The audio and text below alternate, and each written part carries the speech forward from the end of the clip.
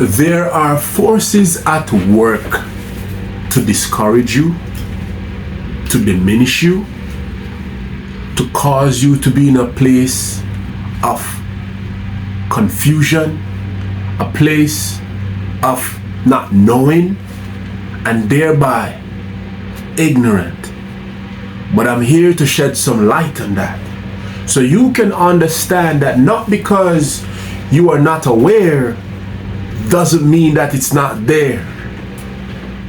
The moment you become aware or start becoming more in tune, you realize that everything else starts to look differently. There's a saying that is said that either way you turn the sandwich, guess what? The bread is always gonna be on top. Either way you turn that sandwich. Now, when it comes to principles, there are principles that governs the world. And within the world, we have businesses. We have the movement about where services and goods, all these bartering things are done every single day. I can't change that. You can't change that. We can only align ourselves so that we are part of the system that is already there.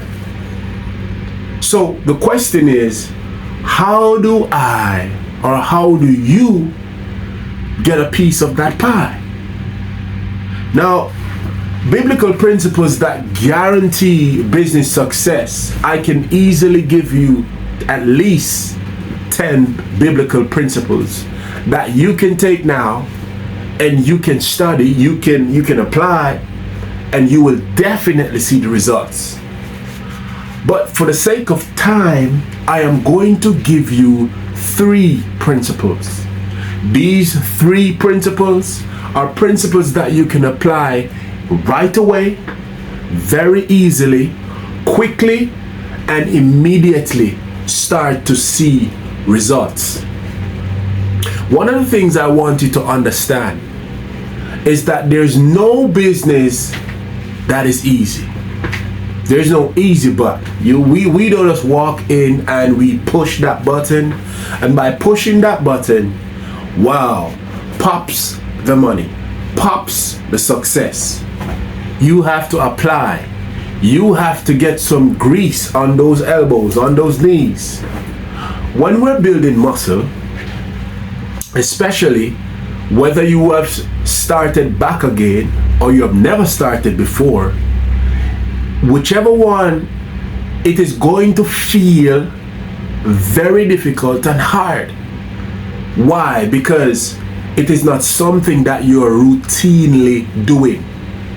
So your muscles, your tendons, your ligaments, your mind, your energy, it is not in tune with expecting to do this on a regular basis. All of a sudden, what you're doing is like a shock. It's like a jolt. It's like someone that is unconscious, and in order for the ENT or the paramedics to bring back the individual to a state of consciousness, worse if the heart had stopped, they have to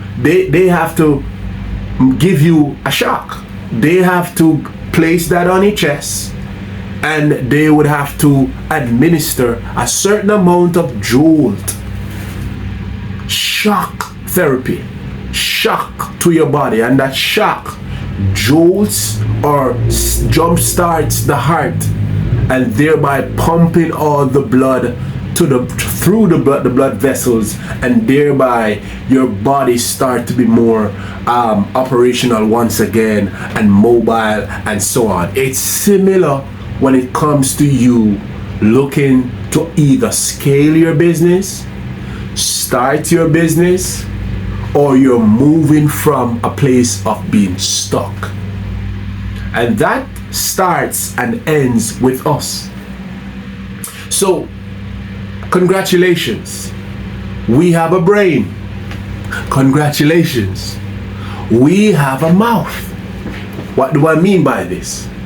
We're able to think, we're able to comprehend, we're able to understand. Thank God we were made in the image and the likeness of God. And two, we can speak, because by speaking, you can hear me, communication can be received, and by virtue on the opposite side, you can respond. And so we have a dialogue in between, and there is a level of understanding that starts to resonate with us. The moment we become aware, knowledgeable, it's like breaking free from the shackles. It's like breaking free from all the cloudiness, the things that would have blocked us. And that is what you call ignorance. Now, principle one, and you have heard me always speak about it, and I will speak about it from time to time. And that first principle is one of the most important principles. And that has to do with seek ye first the kingdom of God and all his righteousness, and everything else will be added. What does this mean? So God, he truly wishes above all things that we prosper and be in good health. Your body, your soul, your mind, your will, your family, your business. That's what God intends. He's the ultimate creator, the King of Kings. But before we can come into all of that, there has to be some measure of understanding that we have to have in order for it to be clear, so that we truly understand what was in the Creator's mind. Put it this way: if you go to a museum, an art museum, you go to an art museum and you're looking at paintings, and you're trying to make sense of the depictions. Worse if it's abstract or one of those pieces that is deep in thoughts. Do you know what one of the first thoughts, or one of the thoughts that are in your mind? I wonder what the artist was thinking. Naturally, until the artist speaks or gives some depiction, we will never fully understand what was in the artist's mind. And so it is similar with God. The difference is God speaks in his words. And if we only spend the time to read and understand and to be in meditation, it starts to be more clear. Now, the first thing you need to recognize is that my righteousness, your righteousness, it can't be on the same level as God's righteousness. However, even though it's not on the same level, it does not negate the fact that we have to apply what we were taught or what we are now learning to be right. And that has to do with legally right in society, and legally right with God, and us doing it and becoming obedient. So it has to do with being obedient. It has to do with us not being selfish, with us understanding that the moment I become aware, my awareness is not to keep it to myself. And I'm saying, oh my God, I don't want to share this at all. This is for me. And this is for only me. No. How selfish it is if you know persons around you, right in your presence, right now, right this moment, they're hungry. You know they're hungry. And you're in that room and you have a burger, or you have a box of food.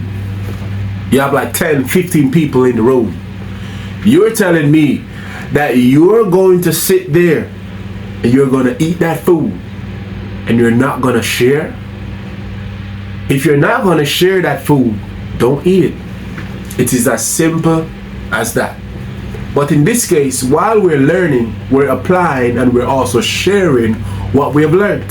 And that's what I'm doing right now. I'm spending the time, what I've learned and learning, to share with you so you can become aware and start to apply what you are learning or what you have learned. So in seeking, you're now understanding what it is that you need to do. So you're thinking and aligning yourself to the principles of God, all that God wishes for you to do, and you're doing it. Obedience is one. For you to be honest is one. For you to be reliable is one. And for you to acknowledge Him as the CEO. When you start to acknowledge that God is the ultimate CEO, the head of your life, everything starts to change. If you believe that you have to sit in that seat, it's either my way or the highway. Oh my God, you are so wrong. You're in for a rude awakening. There is no us. There is God.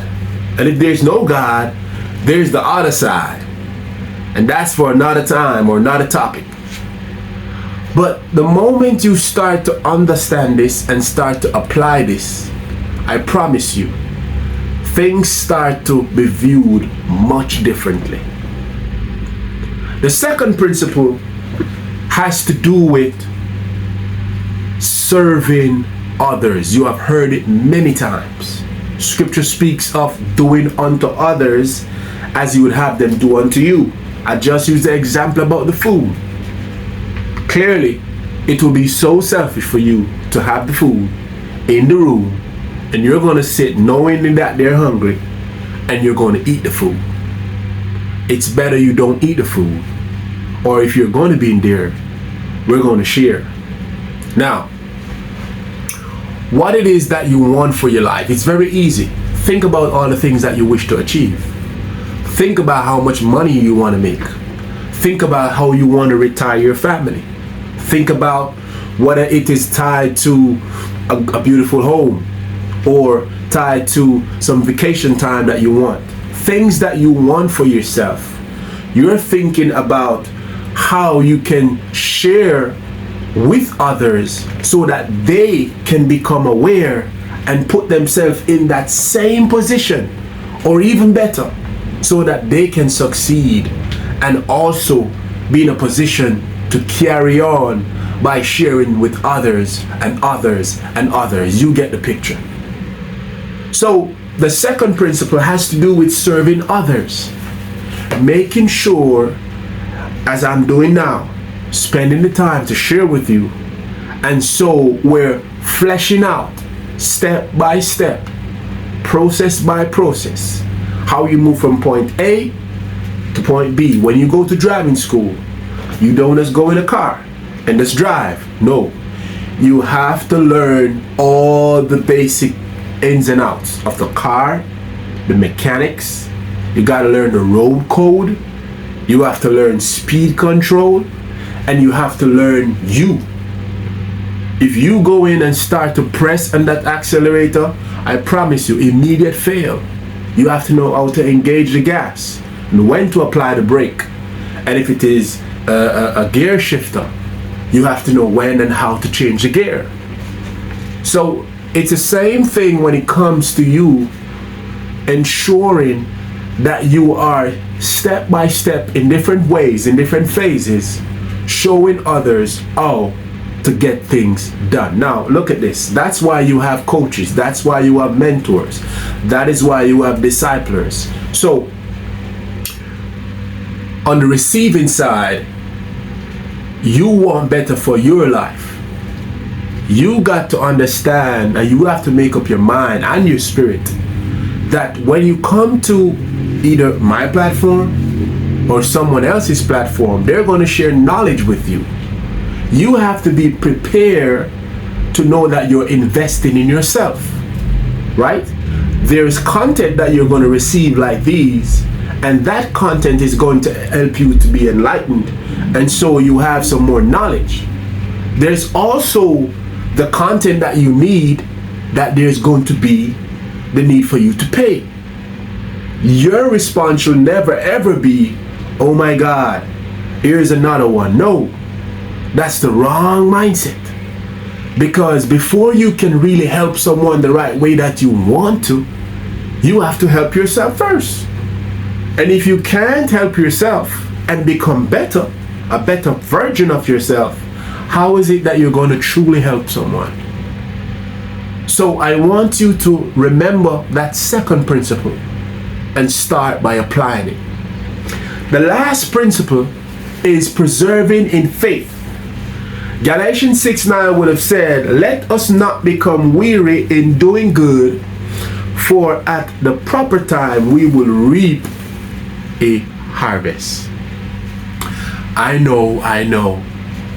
Sometimes you may be putting in the work, you may be showing up, grinding, you're being patient. Man, you're just anticipating, you're waiting, you're hoping.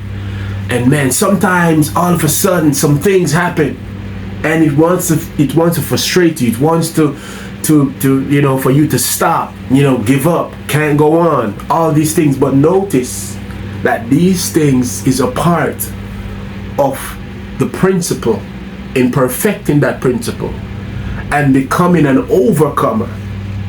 So when you're talking about faith, you're talking about a belief into something that you have not yet seen, you have not yet touched, you have not yet experienced, but you believe in your heart of hearts that a light is at the silver tunnel. There is a beam of light that you are going to step in, and once you have stepped into that beam of light, just think about it. It's like a whole new universe that just opened up. And that starts with you having that faith. Jesus said, if you have faith like a mustard seed, you can move mountains. Whatever the mountain is in your life, it can be moved. But you have to understand it comes with perseverance. And with perseverance, it tries your faith. It tests you. You're not going to feel that you want to get up and lift any weights. For those of you who work out or exercise, let us reason. There are many days you don't feel as if you want to exercise. There are many days you don't want to do no walking. There are many days you don't want to eat right. There are many days you don't want to do no stretches, and the list goes on. But for whatever you remembered and your why, you do it anyway. And what starts to happen by you showing up and doing this? One, you start to see change. You start to feel different. You start to even realize that, that change actually look good. You start to even admire yourself. And here's the bigger picture, the most explosive one. Others start to see the change too. Now, there's always going to be haters. There's always going to be those that you're changing for the better, and they will find something to say negatively. But we can't stop that. As long as you know that you're applying and doing all that you need to do, and you're showing up, you're getting there, those same persons many times will be coming right back full circle and asking you, how do you do this? There is what is called a pitch, the curveball. With the curveball, it is an ancient art in throwing that ball. That pitch is a pitch that once you have perfected it, it can be your secret weapon, your signature move. And there are techniques and ways that you hold the ball and release the ball. When you perfect that and pitch, oh my goodness, the batter on the opposite end or the catcher, they're not prepared for what is coming. because the ball, as it glides through the air, will be doing so many different things. And even though their eyes are on it, there's like a 50 to 1 that they're gonna miss, that they're not gonna catch it, that they're going to underestimate the power of the pitch, and the list goes on. All because you perfected that throw, you perfected that pitch. These three principles, just these three principles, if you apply them, you will definitely start to see a difference in you, in your business, and thereby others will start to even share how much you have helped them. If you want to know more, and if you want to truly go to the next level, reach out, and I'll be more than willing to help you.